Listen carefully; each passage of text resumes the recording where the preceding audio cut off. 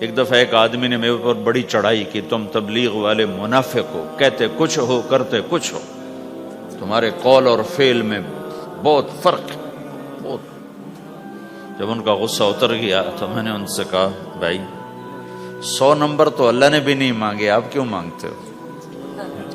اللہ نے کہا ہے فمن ثقلت موازینہ، جس کی نیکیاں بڑھ جائیں گی گناہ تھوڑے ہوں گے تو پاس کر دوں گا۔ تو 100 نمبر تو اللہ نے بھی نہیں کہا کہ ایک گناہ تیرے کھاتے میں نہیں ہونا چاہیے، 100/100 نمبر لے گا تو جنت دوں گا، نہیں تو ریپٹ مار کے جہنم میں ڈالوں گا۔ تو 100 نمبر تو اللہ بھی نہیں مانگتا، اسے پتہ ہے میرا بندہ کمزور ہے، کبھی گناہ کرے گا کبھی نیکی کرے گا۔ تو وہ کہتا ہے جس کے پاس 51 نیکیاں ہوئیں اور 50 گناہ ہوئے تولوں گا تو 51 جھک جائیں گے نا، 50 معاف۔ مثال دے رہا ہوں میں، ہمارے علاقے میں ایک زمیندار تھے، وہ ذکر بھی بہت کرتے تھے، گالیاں بھی بہت دیتے، ادھر سبحان اللہ اور تیرے فلانے، الحمدللہ کے ساتھ ایک پھکڑ تولتے تھے، ساری زندگی وہ ایسا ہی کرتے رہے۔ جب وہ فوت ہو گئے تو کسی نے ان کو دیکھا تو انہوں نے پوچھا کہ میاں صاحب آپ کے ساتھ کیا ہوا، آپ تو گالیاں بہت دیتے تھے۔ خود انہیں یہ پوچھ رہے آپ تو گالیاں بہت دیتے تھے، تو آپ کے ساتھ کیا ہوا؟ کہ اللہ تعالیٰ نے میرے ذکر اور میری گالیوں کو تولا تو میرا ذکر بڑھ گیا تو میری بخشش ہو گئی۔ اللہ نے بھی کاؤنٹنگ رکھی ہے، پرفیکشن مانگی ہی نہیں۔ اگر اللہ پرفیکشن مانگتا تو پھر آپ کہتے تم کرتے کچھ ہو کہتے کچھ ہو۔ اگر میں کہتا صحیح ہوں تو ایک نیکی تو کر رہا ہوں، اور کرتا نہیں ہوں تو ایک گناہ کر رہا ہوں، کیا پتا میرا رب میرے کہنے کے تو فعل میرے نہ کرنے کو معاف کر دے۔ بس ایک صورت میں ہے کام خطرناک کہ اگر میں اس کہنے سننے کو اپنی دنیا بنانے کا ذریعہ بنا لوں پھر خطرناک ہے۔ تأمرون الناس بالبر وتنسون انفسکم وانتم تتلون الکتاب، وہ یہ آیت۔ لیکن اگر میرے اندر اخلاص ہے تو پھر میں انسان ہوں، کبھی اچھا کروں گا کبھی برا کروں گا، لیکن میرے ذمہ صدا لگانا ہے۔ تو بھائیو اس تبلیغ کے کام کو کرتے رہنا، اس سے ایمان بنتا ہے، ایمان سے دین وجود میں آتا ہے۔ دین کے 2 حصے ہیں، ایک عبادات ہے جس میں نماز سب سے اہم ہے، پھیری پہ ہو گھر پہ ہو نماز نہ چھوڑو۔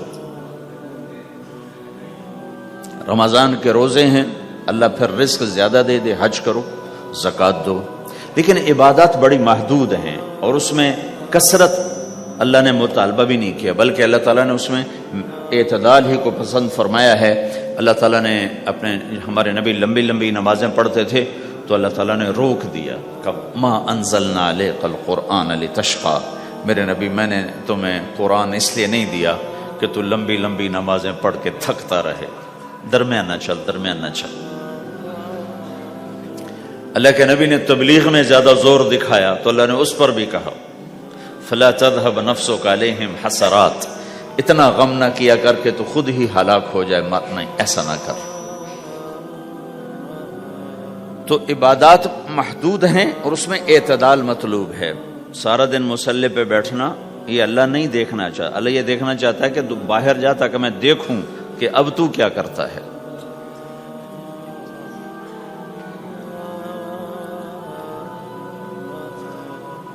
دوسرا حصہ اس کا اخلاقیات ہے، آپس کی معاشرت ہے۔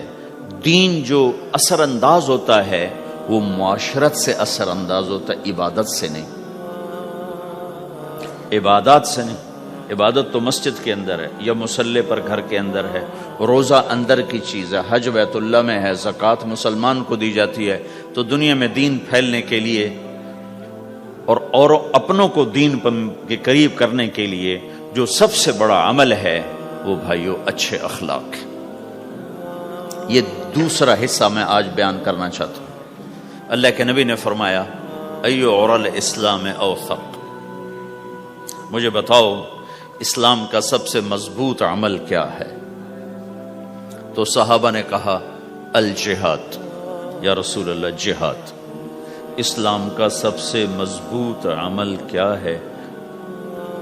صحابہ نے کہا جہاد، تو آپ نے کہا وحسن وما هو به، ہاں جہاد بہت اچھا عمل ہے لیکن سب سے بڑا عمل نہیں ہے، سب سے مضبوط عمل نہیں ہے۔ ان کا جی الصلاۃ، نماز، تو ہم نے کہا ہاں وحسنۃ وما هي بها، نماز بھی بہت اچھی چیز ہے لیکن وہ نہیں جو میں پوچھ رہا ہوں، سب سے اعلیٰ، سب سے اوپر، سب سے مضبوط نہیں۔ تو انہوں نے کہا جی الحج، حج، تو آپ نے کہا حج بھی بہت اچھا عمل ہے لیکن وہ نہیں جو میں نے پوچھا ہے۔ پھر صحابہ نے کہا جی روزہ، آپ کا روزہ بھی بہت اچھا ہے لیکن وہ نہیں جو میں نے پوچھا ہے۔ تو پھر صحابہ نے کہا یا رسول اللہ پھر آپ ہی بتائیں، ہمیں تو نہیں پتا۔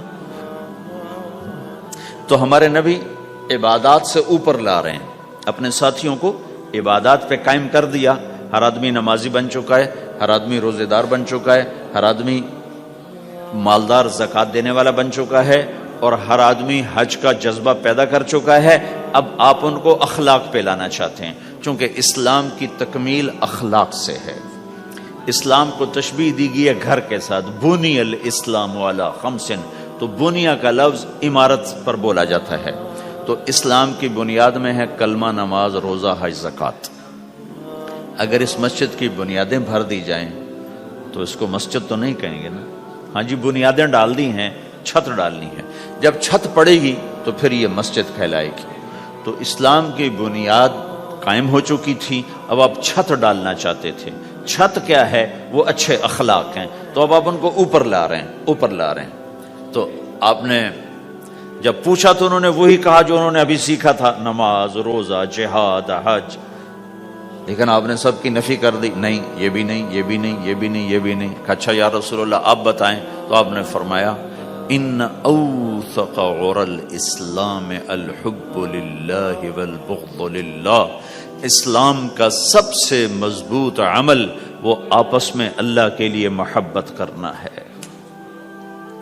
اسلام کا سب سے مضبوط عمل وہ آپس میں اللہ کے لیے محبت کرنا ہے۔ اسلام کا سب سے مضبوط عمل وہ محبت ہے، اللہ کے لیے بغض ہے، اللہ کے لیے محبت ہے، یہ اسلام کا سب سے مضبوط عمل ہے۔ تو بھائیو، یہ چھوٹا سا معاشرہ اسلامی بن جائے، اس کے لیے بنیاد میں نے پہلے بتا دی، اب چھت بتا رہا ہوں، وہ ہیں اچھے اخلاق۔ اللہ تعالیٰ نے جب ہمارے نبی نے نماز لمبی پڑھی تو اللہ نے کہا درمیانی پڑھو، میں نے ابھی بتایا۔ تبلیغ میں دکھ زیادہ جھیلا تو اللہ نے کہا درمیانہ چلو۔ لیکن جب اللہ کے نبی نے اخلاق بلند کیے، اخلاق، تو اس پر بھی اللہ تعالیٰ فرماتا میرے نبی ذرا اتنا نرم نہ ہو، تھوڑا سا سختی دکھا، آنکھیں دکھا، تھوڑا شوشاں کر ہیں۔ تو میرے رب نے کیا کہا؟ واہ، میرے رب نے آپ کے اخلاق کی جیسی تعریف کی ہے، آپ کے کسی عمل کی ایسی تعریف نہیں کی۔ نماز کو کہا معتدل، اعتدال، دعوت کو کہا اعتدال، اور اخلاق کو کیا کہا؟ انک لعلی خلق عظیم۔ اور اس کو طاقت پہنچائی قسم اٹھا کے، نون، پھر قسم اٹھائی قلم کی جو علم کا ذریعہ ہے، والقلم وما یسطرون، مجھے قسم ہے قلم اور اس کی تحریر کی، ما انت بنعمت ربک بمجنون وان لک لاجرا غیر ممنون۔ ان دو آیتوں کو چھوڑ کر اگلی جو آیت آ رہی وانک لعلی خلق عظیم، اے میرے محبوب میں قسم اٹھاتا ہوں قلم اور اس کی تحریر کی، تیرے اخلاق بڑے عالی شان ہیں۔ یہ نہیں کہا تیرے اخلاق بڑے عالی ہیں، انک لعلی، علا، علا کا یہاں بہت عظیم الشان کردار ہے۔ علا یہ بتا رہا ہے کہ اے میرے نبی، جتنے اخلاق تصور کیے جا سکتے ہیں وہ سب تیرے تابع ہو چکے ہیں، اور تو ان پہ سوار ہو چکا ہے، تو ان پہ چھا چکا ہے۔ علا چھا جانے کے لیے ہوتا ہے کہ تمام اخلاق تیرے غلام